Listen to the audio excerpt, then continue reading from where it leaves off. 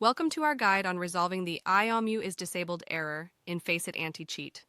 This step-by-step tutorial will help you navigate BIOS and security settings to get back in the game.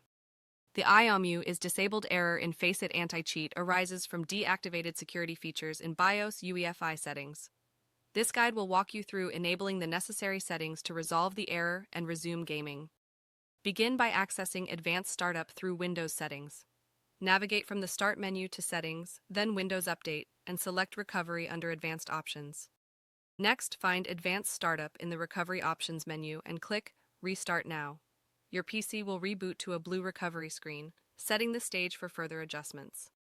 Once in the recovery screen, choose Troubleshoot and then select Advanced Options. This will lead you to the necessary settings to modify your BIOS. From the Advanced Options menu, click on UEFI Firmware Settings and press Restart. Your computer will boot directly into its BIOS or UEFI settings interface ready for configuration.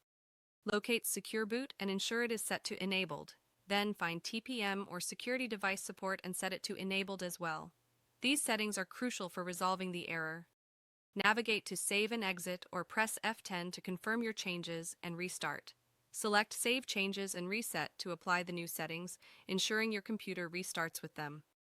Once your PC boots back into Windows, open the FACEIT Anti-Cheat client. The IOMMU Is Disabled error should now be resolved, and the application should start normally. Congratulations, you've completed the troubleshooting process. Key takeaways include enabling IOMMU and TPM 2.0, accessing BIOS via Windows, and saving changes. You should now be able to play on FACEIT without any issues.